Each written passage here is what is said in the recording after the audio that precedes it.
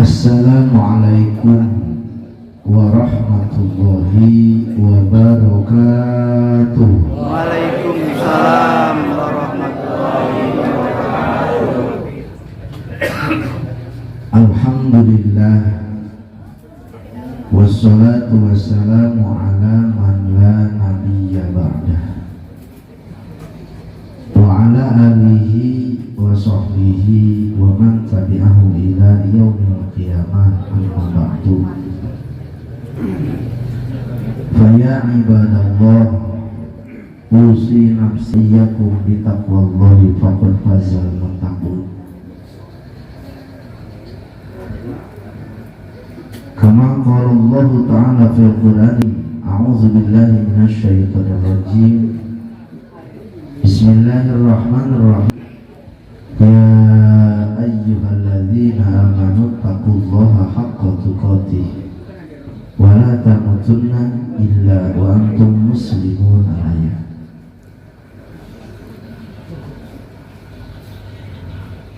Puja-puji marilah sama-sama kita panjatkan kepada Allah Rabbul Izzati. Sholawat beriring salam tercurah kepada junjungan Nabi besar Muhammad sallallahu alaihi wasallam, para sahabat, kerabat, tabi'in, asma' tabi'in, hadratal mukarramin, segenap para kiai, para ustadz, para ajengan, para guru ngaji, para sepuh, bini sepuh, segenap jajaran DKM Musola, DKM Masjid. Mudah-mudahan senantiasa beliau-beliau Allah tambah-tambah berkah ilmunya, amin. Allah sehatkan jasadnya, amin. Allah panjangkan umurnya, amin. Serta mudah-mudahan Allah lindungi di dunia wal akhirah, amin. Ya Allah ya Rabbal alamin. Sepuh bini sepuh, seluruh tokoh masyarakat, berikut seluruh tamu undangan, alhamdulillah yang hadir, Haji Sabrawi, Fatia, berikut seluruh yang hadir dari Cikoneng, mudah-mudahan yang hadir setiap gerak langkah mereka Allah jadikan pahala yang luar biasa di akhirat. Amin. Ya Allah ya Rabbal alamin. Teristimewa seluruh jemaah yang hadir dalam acara santunan yatim, mudah-mudahan dengan berkah wasilah silaturahmi kita Allah kucurkan rahmatnya pada hari ini, amin. Ya Allah ya Rabbal alamin. Mudah-mudahan segenap donatur, simpatisan, seluruh yang hadir Allah lipat gandakan rezeki mereka, amin. Mudah-mudahan acara tahun ini Allah gantikan tahun depan dengan yang lebih meriah lagi, amin. Amin Allah. Para jemaah kaum muslimin wal muslimat rahimakumullah, Allah menciptakan makhluk dan itu ditugaskan oleh Allah untuk beribadah kepada Allah. Dan ibadah Allah bagi tiga. Ada ibadah fisik, ada ibadah harta, ada ibadah hati. Ibadah fisik, ibadah yang memerlukan tenaga, sholat, kawin. Bagiannya. Ibadah fisik, maafin suami,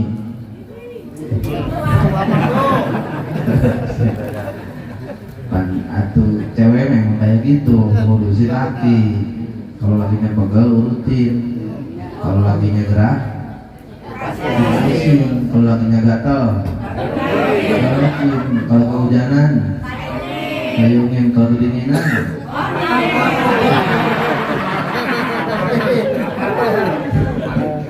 kalau pengen mandi, kalau pengen sholat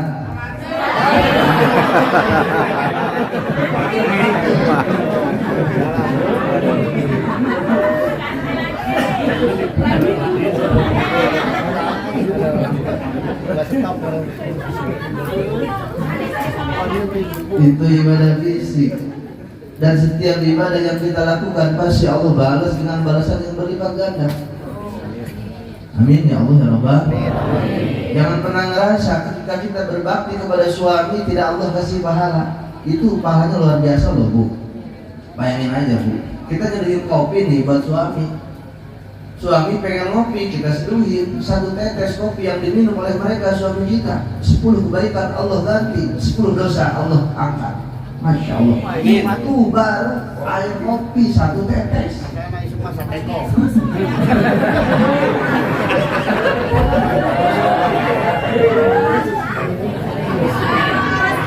Itu baru 1 tetes, apalagi kalau air kopinya disiramin.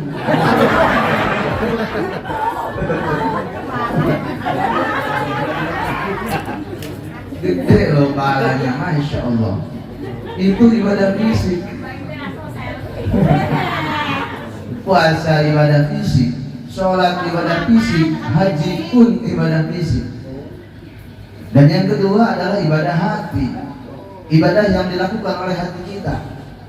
Gak hasud, gak marah, gak zolim, gak sengkek, gak sirik, gak takabur, itu ibadah hati. Apa ibu-ibu?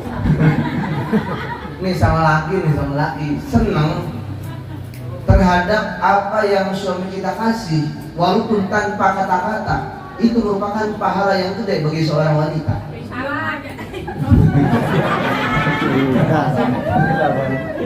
Itu kan kerjaannya wanita, kalau dikasih sama suami jangan banyak ngomong, diam aja.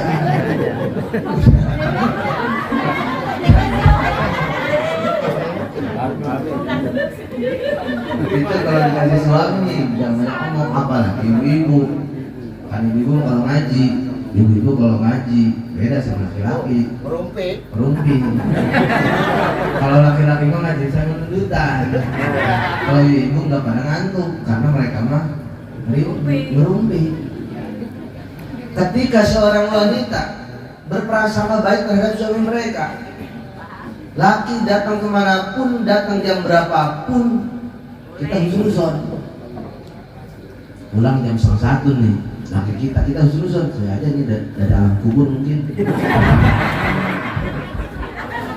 Kita husnuzon sama suami, jangan husnuzon.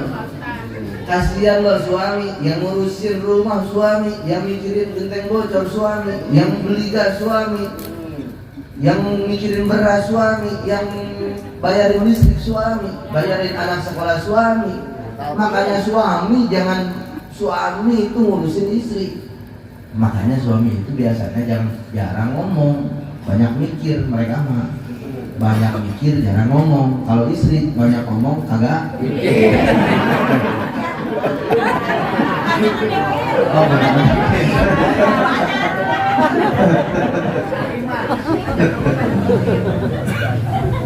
itu ibadah hati. Kita husnuzan dengan siapapun, kejelekan yang pernah orang lakukan, coba kita mulai bukakan bahwa di balik kejahatan seseorang, selama hayat masih di kandung badan, selama jantung masih berdetak, selama darah masih berdesir, selama masa depan masih terbentang, selama itu pula kejahatan seseorang. Andai kata mereka tobat sama Allah dan tobat mereka diterima oleh Allah, makanya saya mereka dapat surganya Allah Subhanahu wa ta'ala. Amin. Makanya hati dijaga.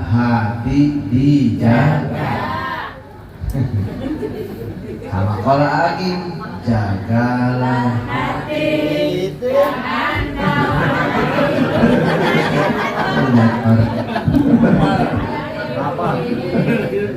jaga hati, bukan dengan ingin dipakai.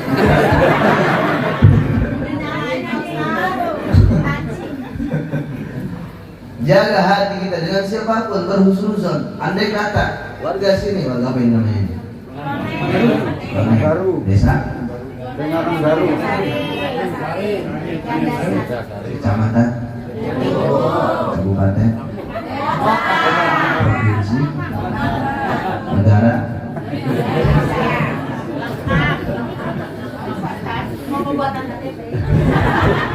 Andai kata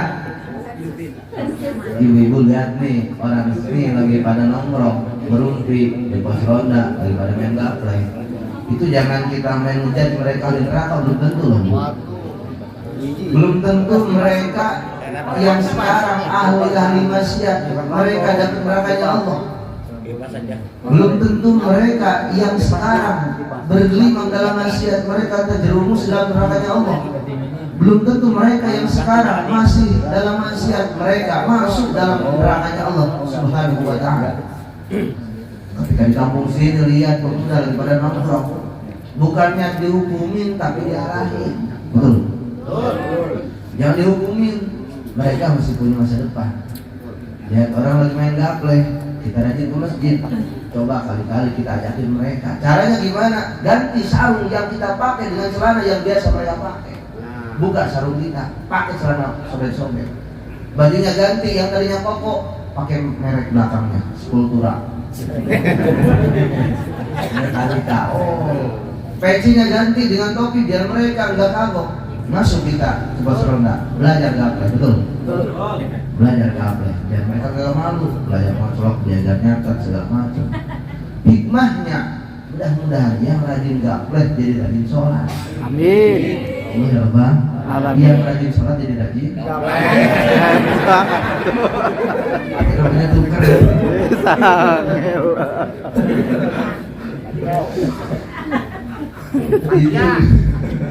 Itu dengan hati loh, itu dengan hati, nggak bisa dengan emosi. Karena agama sebenarnya agama itu santai loh, agama itu nggak pernah membebankan kepada pemeluknya. Islam itu nggak harus pakai jubah, ini jubah bukan tanda Islam, sorban pun bukan tanda Islam. Apa artinya sebuah sorban ketika hati mereka busuk, betul? Pakai sorban, pakai jubah, tapi mereka ngomongin orang, mereka hianat sama orang, mereka zolim sama orang. Lebih baik kayak orang sini yang dikata mereka pakai baju ABRI 203. Mereka jadi anggota tapi mereka baik sama orang. Niscaya mereka berhak mendapatkan kemuliaan dari Allah. Amin. Apa artinya wajah cakep kalau kagak sholat, betul? Ini kan kayak orang sini dia jelek ya kagak.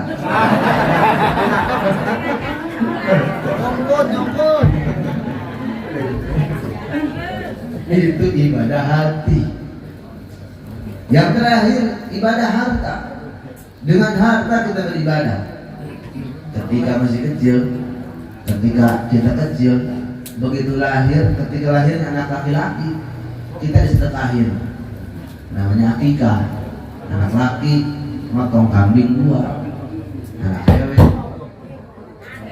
Anak cewek motong kambingnya 1. Itu sedekah, pakai harta, dibeli pakai harta. Masjid ketika dibangun itu pakai daun apa pakai duit? Itu harta, sedekah harta. Kita nyumbangin sedikit buat masjid, kita nyumbangin sedikit buat majelis, kita nyumbangin buat yatim. Itu ibadah yang berkaitan dengan harta kita, dan itu harus kita ibadahi. Karena harta adalah titipan dari Allah yang bakal Allah pertanyakan kepada kita.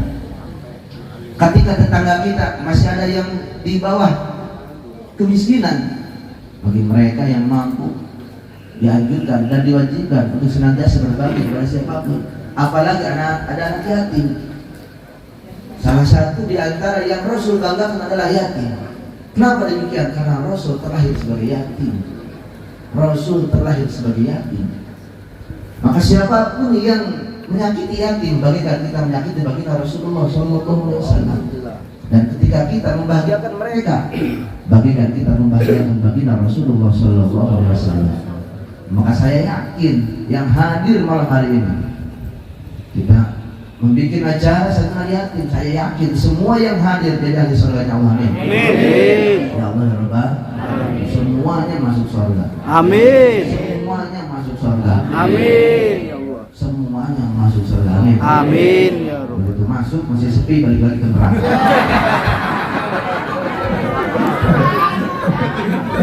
Apalagi jom kamar. Masa dari mana Rasulullah? Ibu-ibu punya duit nih, lakinya punya gaji. Itu gaji jangan langsung dipakai, potong dulu buat yang butuh. Nih buat kewajiban, buat anak, beli susu, gas dan sebagainya, udah dipotong ada sisa. Jangan dulu beli MS Glow. Bodoh. Ngasih dulu yang tetangga yang butuh. Itu ada haknya mereka berbagi dengan sesama yang butuh, kita kasih.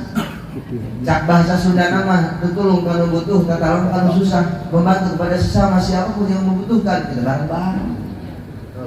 Yang dulunya yang jauh tetangga kita, karena mereka yang jadi teman kita. Ketika hujan mereka ada, ketika panas mereka ada, ketika kita mati mereka yang pertama nengokin kita. Makanya tetangga itu yang harus benar-benar kita urus. Tetangga, betul. Makanya alhamdulillah di sini ada satu yatim, batasan yatim itu yang dinamakan yatim ketika sebelum balik. Ketika sesudah balik itu udah bukan yatim. Pak Haji Sabrawi bukan yatim. Bukan. Patian bukan yatim. Mak Arto bukan yatim. Udah bangkot kan bukan. Yatim mah ketika masih anak-anak, yatim, anak yatim. Kita nyantunin sama yatim. Yang jadi pertanyaan, itu emaknya gimana? Itu emak yatim. Namanya Janda.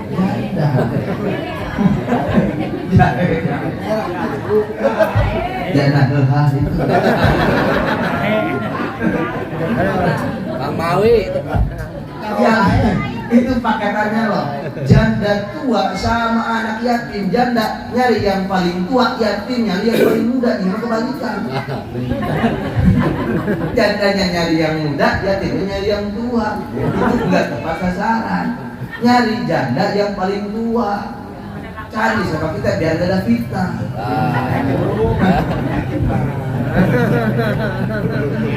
Itu mah Haji Sabrawi. Itu satu nanti sama janda yang udah tua banget. Dan gini loh, yatim itu bukan mereka yang cerai orang tuanya, tapi yang ditinggal mati, ditinggal wafat. Kalau yang cerai bukan yatim karena bapaknya masih ada. Betul.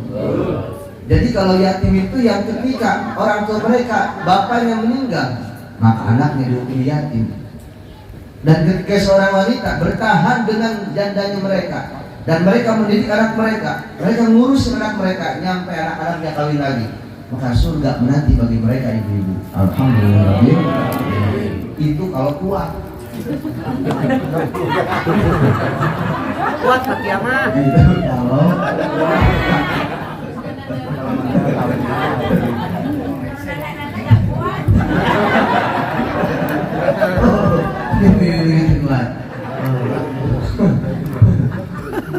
Maka ibadah mulai gerobah mindset kita karena Allah meminta kita untuk ibadah.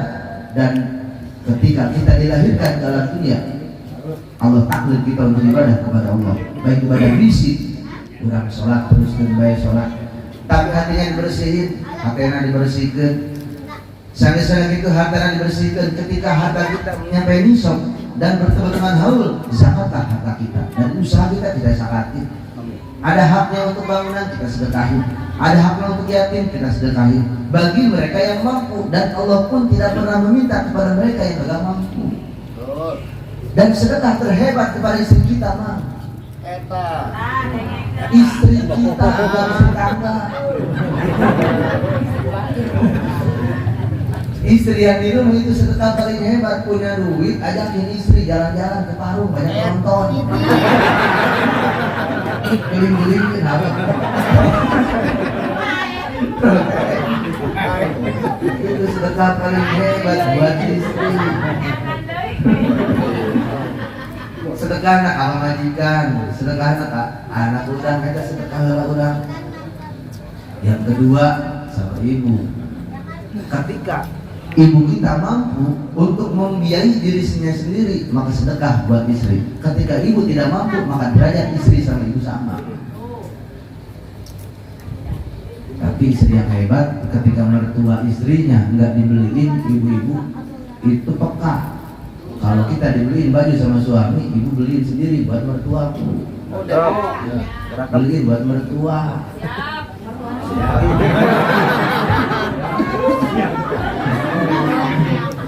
Beliin buat mertua. Beliin mertuanya.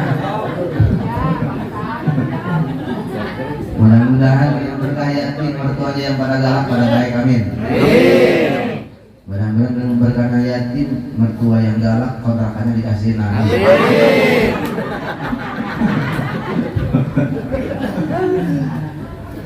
Itu sedekah sama istri luar biasa pahalanya. Sedekah sama istri seminggu sekali kita ngasih.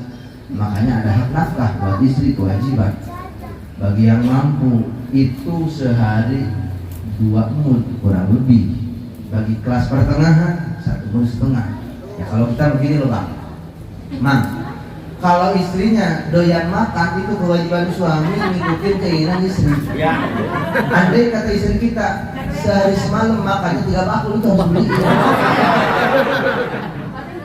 Itu kewajiban suami loh, salah siapa? Istri Daniel.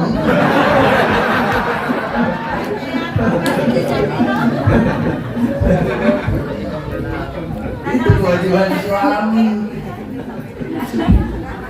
Istri makan mulu bagus, ini udah kawin, istrinya badannya jadi kecil, itu lakinya kayak nggak bisa ngurus.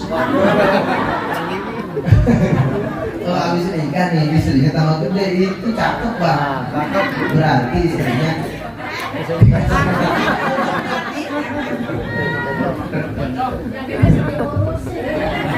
sedekah sama istri ya Bang ya, sedekah sama istri, senengin mereka. Ketika punya duit lebih, ajakin umroh. Mudah-mudahan lakinya pada kaya, amin. Istrinya diajakin umroh semuanya, amin. Ya Allah ya Rabbal alamin. Sedekah sama istri, istri sedekahin sama kita. Yang paling hebat sedekahnya buat atas nama istri, untuk orang. Sedekah sama yatim nih, bilang kepada anak, saya pengen ikutan santunan yatim. Sedekahnya siapa ini? Sedekahnya istri, nggak apa-apa loh. Kita bikin bangunan, ini sedekahnya anak loh, itu cakep itu. Kita ngiparatin anak, kita ngiparatin istri dengan sedekah yang kita lakukan kepada orang. Bagaikan istri kita yang bersedekah, itu hebat. Kita lagi di jalan, ada pengamen, lagi nyanyi di lampu merah, diganti. Bibir.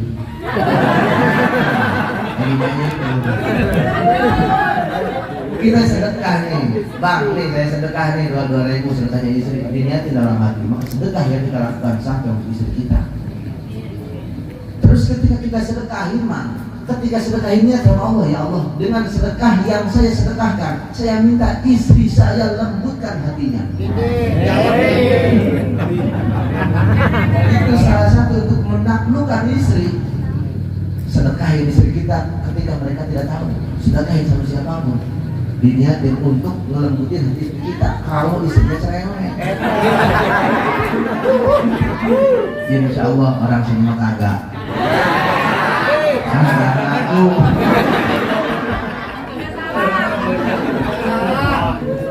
Sedekahin untuk anak, sedekahin untuk istri, sedekahin untuk keluarga, apalagi yang sudah meninggal, orang tua kita, itu hebat. Maka sedekah, kalau punya 10.000 nih, 10.000 kita sedekah, yang 1.000 buat orang tua, 1.000 buat emak, 1.000 buat bapak, 1.000 buat nenek, 1.000 buat istri, 1.000 buat istri, 1.000 buat istri, sekian 3.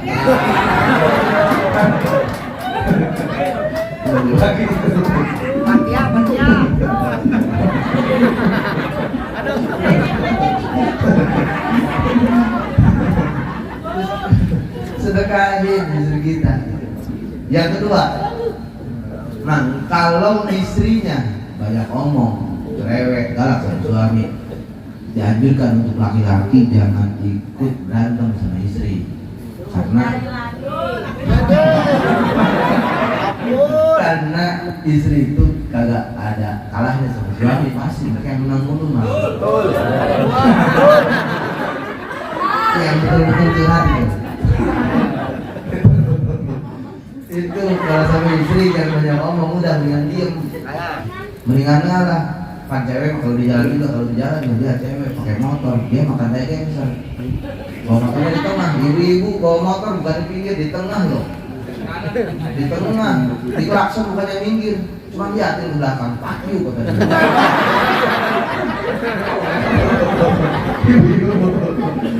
Oh, ini parah.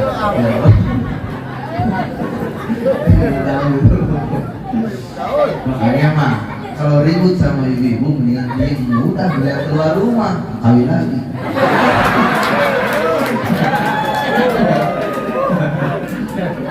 Itu kalau laki-lakinya keyup, tahu keyup kan? Keyup itu keyup nih, matanya ke depan tapi jalannya ke samping. Kayak gitu. Nah kalau ada suami ini, rumah di depan tapi ngeloyor ke tetangga itu namanya keyup gitu.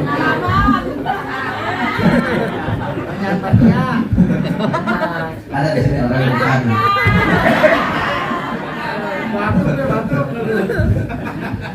Enggak berjemaah rahimahullah. Berbagi atas nama istri itu hebat. Anak kita sedekahin, orang tua kita sedekahin, belajar. Bahkan orang yang tolol ketika orang tua kita meninggal, ketika kita mau menghaulkan mereka,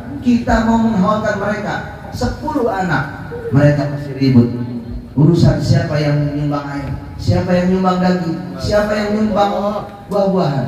10 anak belum tentu sanggup ngurusin satu orang tua. Betul. Maka andai kata kita tidak punya keberanian untuk mendoakan mereka dengan menghaulkan mereka, itu termasuk anak yang tolol dan tolol dan ditolol.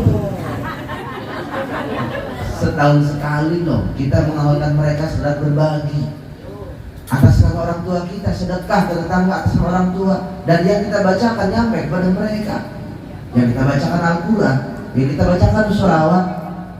Di sana pun ada silaturahmi, di sana pun ada pembacaan-bacaan yang lainnya, dan itu merupakan amal yang luar biasa yang kita sedekahkan spesial hari itu untuk orang tua kita. Masya Allah, betapa orang tua kita dulu ketika mereka mengeluarkan harta mereka untuk anak, tidak pernah memikirkan duit dari mana. Udah ke sekolah, mama saya sawah kali itu tadi, itu menyari ngutang kali itu tadi. Dek sekolah, sawah dijual, kontrakan digadekeun demi anak kita untuk sekolah. Ketika anak mereka sudah menjadi orang, ketika mereka sudah dewasa, orang tua mereka butuh, anaknya tidak sanggup ngurusin orang tua, jangan harap berkah datang kepada anak tersebut. Dikutuk jadi asbak. Jangan rokok unal boy. Berbakti kepada orang tua mereka, jangan pernah menyakiti orang tua mereka. Muliakan kita, muliakan orang tua kita, insya Allah. Sehebat apapun undang-undang mereka, kita minta sama para wali, kita minta sama para kiai, tanpa restu orang tua kita, tanpa izin dari orang tua kita, jangan harap doanya para wali Allah bukakan. Karena doa orang tua bagaikan doa baginda Rasul kepada umatnya. Maka dari sekarang mulai baik-baikin sama orang tua, sama paman-paman, sama nenek, sama tetangga. Itu jangan ribet. Kita bawa penyakit hati, benci sama seseorang, bawa mati, itu nggak bakal ditanya loh sama Allah. Kita sengke sama tetangga nih, kita sengke, itu ke bawah mati, nggak bakal ditanya sama Allah. Dalam bahasa diantepin, itu diantepin di gudang itu banyak itu. Jadi limbah itu.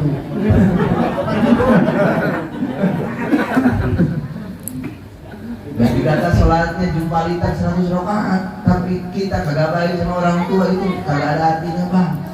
Baik sama ibu, baik sama abah, kita sedekah yatim atas sama mereka. Bang, saya sedekah yatim buat abah.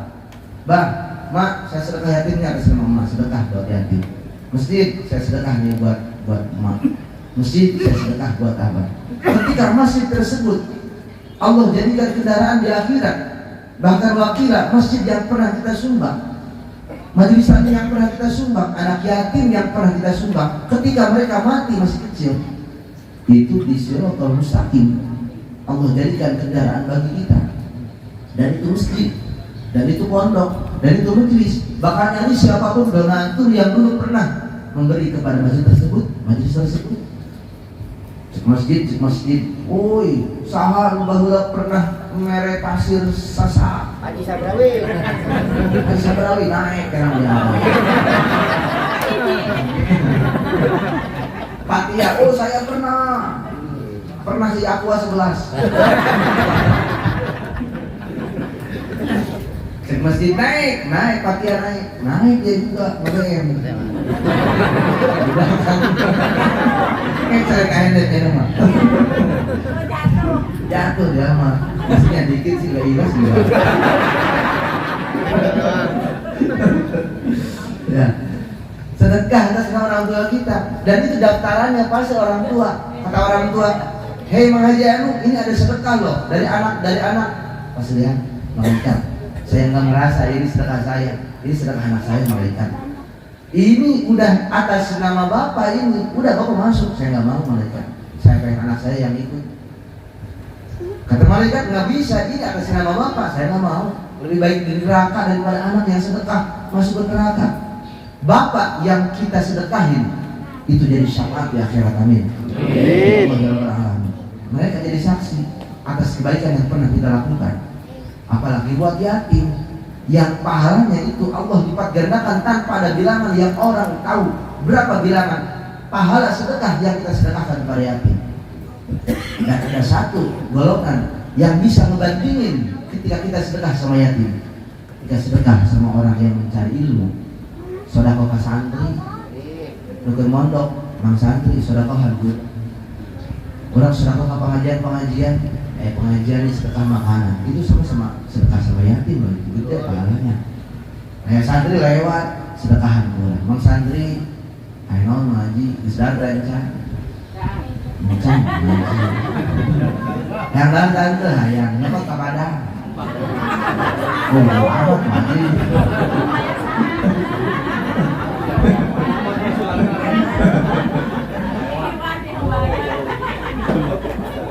Ini siapapun di kampung ini yang ada orang yang lagi mondok, kita sedekahin patungan loh, patungan gocengan, patungan 5.000 kali 10 orang 50.000, 100 orang 400.000. Kita bayarin orang yang mondok di pondok pesantren.